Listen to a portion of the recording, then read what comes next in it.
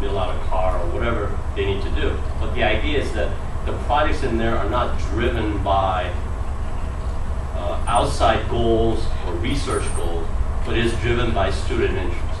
So students get involved, and students want to do their project, and they're promoting their own stuff. And that's why we take great care to allow students to propose their own ideas and get funding for their own projects.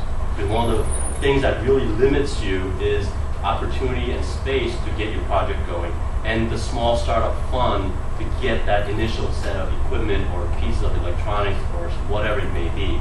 So that's the mechanism we provide for you. Is this like a hackerspace? I'm sorry? Are you using hackerspaces as a kind of, yeah. Hackerspace, Tinker Lab, and a lot of those type of things is very similar in terms of this concept and in terms of what they want to do. So it's basically it's a group-driven project. Anyone can come in and do anything they want to as long as they abide by a certain set of rules. Yeah, I'm going to go more specifically into my competitions. The International Air Robotics Competition is the 6th mission they're going into right now. And it's the certain mission, the task that we have been competing on the past 2 years as well as no one's ever completed all the tasks. Basically, it involves flying into a compound, an enemy compound, through an open window, navigating through that compound autonomously, searching for a specific office. In this office, there's a USB drive sitting on a desk. You have to pick up the USB drive, drop a decoy USB drive, exit out the same way you came into the building, all in 10 minutes. It's set up in the building are various laser tripwires that you have to avoid, and as well as video cameras. But all this is done in a make-up test situation in an auditorium, so the building is just like a wooden frame with cloth around it. The camera is just represented by whether an LED is on or off. And then the laser barriers we actually do create, and we have the schematics for that, and we're actually looking for a group of people, if they want some hands-on experience, to put that laser gate together for us. It's a little bit of circuit work, and a little bit of hands-on stuff related to that. But it's a continuous senior design project that's going to run for the foreseeable future, hopefully. We'll be students picking it up each year and continuously competing every year in this competition, I hope. Competition this year is on July 31st. So we have some set of goals to do by the end of April for our senior design, and then we continue the work and basically move into the automation phase of it for up till July 31st. And part of that is all the software that we have to get working with OpenCV for the object recognition of the USB drive and the laser gates and the LEDs for the cameras. Simultaneous localization and mapping done to be able to navigate without slamming into any walls or anything in this building. The RD Pilot, which is running on board right now, and we've ordered this hardware, and I was going to show you guys what we have running. Basically, this is the stabilization. This board stabilizes the entire platform. And you can see your heading, this is your gauge. So you can, I mean, it's already got it set up. You can tell your roll, your pitch, your yaw, getting all those coordinates. And all the software is pre-written in what's called the RD Pilot, RD Pilot code. It's also a whole open source project. But we're going to have to modify it a little bit because it is built to work around GPS. So I'll be doing software work on that. And ultimately, the integration of all 3 systems to complete the final task of picking up the USB drive will all have to be done through software. So and I could definitely use some help from anyone. If anyone has any experience in it. So the American Robotic Lawnmower Competition, that's the one that I'm kind of heading up. It's not quite as cool as that one, but we definitely need some people for it. So you convert a lawnmower to be autonomous, and it automatically cuts a certain square grid with certain obstacles in the middle. So it has to dynamically avoid the obstacles and has to have the best cut and stuff like that. So it's an interesting project, and there's some money involved if you can do well. And yeah, so we're working on that.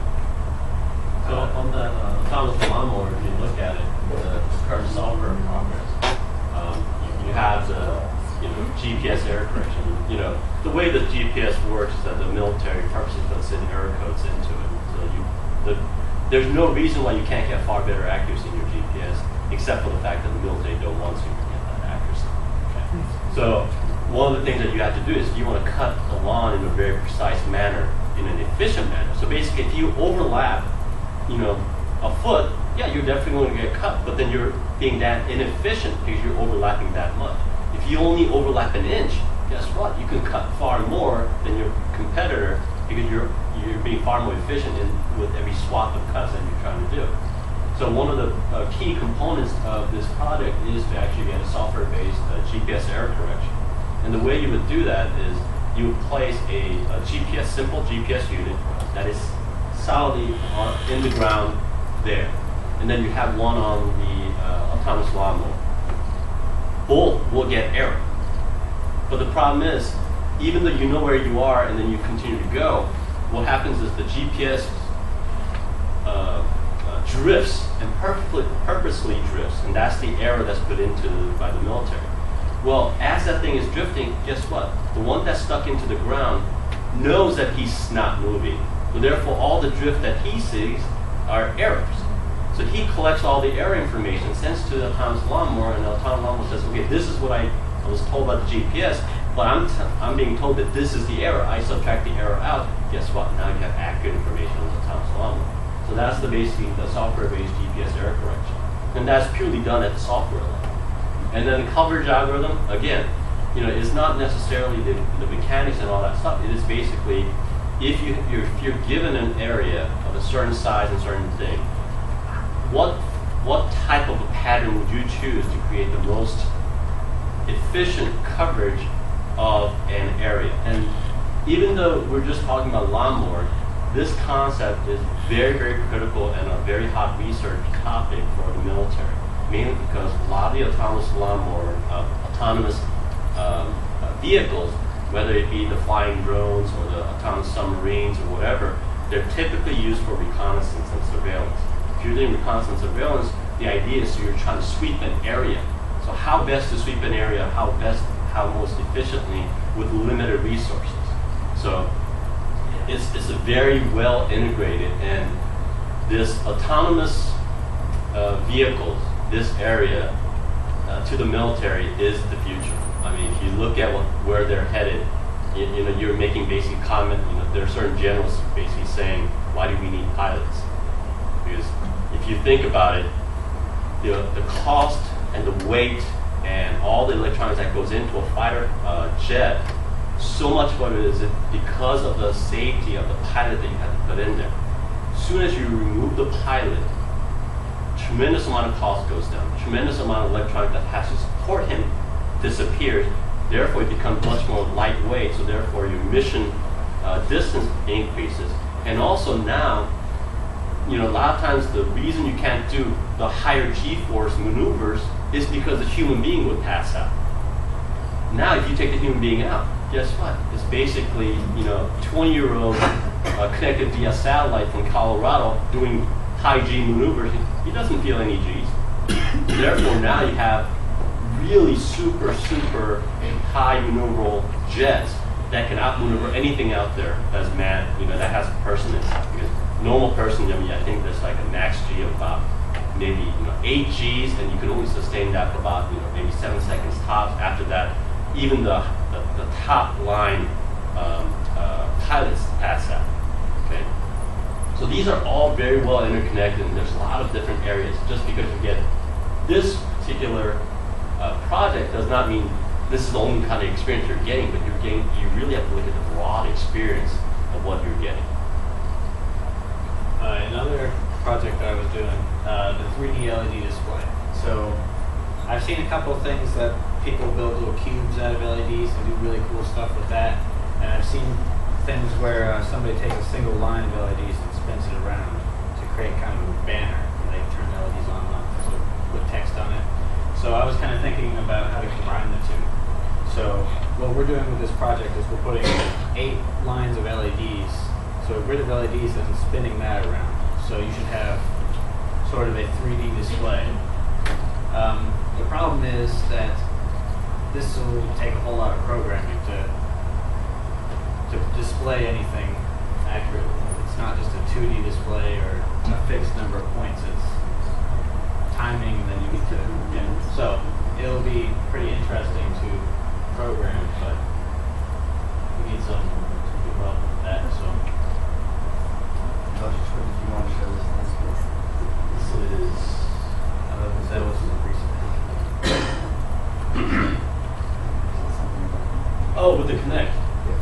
Yeah, sure. I think that's something that students here can kind of grasp what we mean by the Connect in terms of some of the things that can go on. Well, so we are trying to do some pretty cool stuff. So basically, this guy has his Galaxy Nexus hooked up to a projector and a Kinect sitting stable on the frame as a reference frame.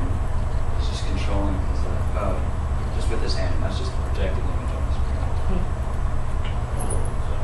So that's not a special screen that he's touching. It's just normal screen, just like the one you see here.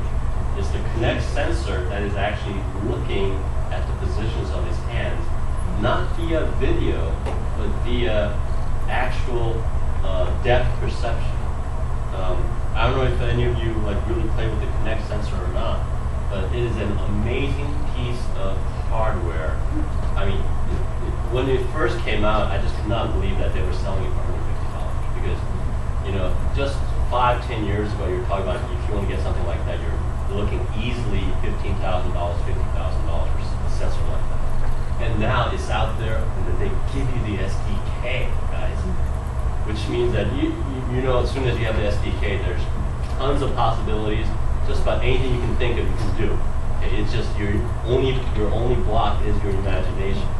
And so I stocked the lab with 3 Kinects. One of them is kind of taken apart, but there's 2 that's actually put together. Because one, we're trying to see how light we can make it. So one of the teams said, okay, well, let's see. We'll take everything apart and see what's the bare minimum we need to have.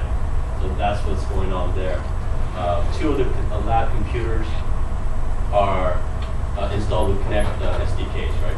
Yeah, so right there, you don't even have to learn how to install the SDKs. It's already installed there, ready for you to play with. One of the workstation has a quad monitor setup. Very nice. Okay? You can have a lot of different things up and running. You can have the Kinect video here, Kinect distance here. You can have your code here. You can have workspace here. You could have a web browser over here with references and stuff like that. So a lot of different types of opportunities. Also, for project funding, so we have the Mercer Robotics Club that has some funding for projects, and Troy has lots of student grants for special projects, and competition teams, they can also usually get funding extra. So, Most of the funding that's coming in right now is sponsored by NASA, and then obviously Mercer Robotics Club has their own. That's a separate wing. And they have also funding.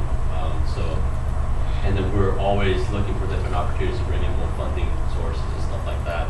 And as of now, I think we're doing very well in terms of funding, being able to fund student projects and stuff like that. As you can see, I think that unit right there, that little piece that does all the telemetry and stuff like that. What did it cost?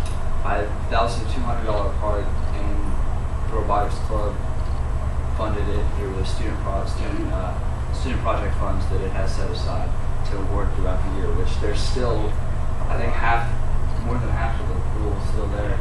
So we got money to give away this semester. Send your guys' students out. Our next meeting will be this coming Wednesday at 10 a.m. Over in the SEB. just follow Michael there. It's right upstairs, those front 2 classrooms. We'll be meeting there next week. I'd love you guys, professors, to spread the word to your students, tell them about the opportunity they have.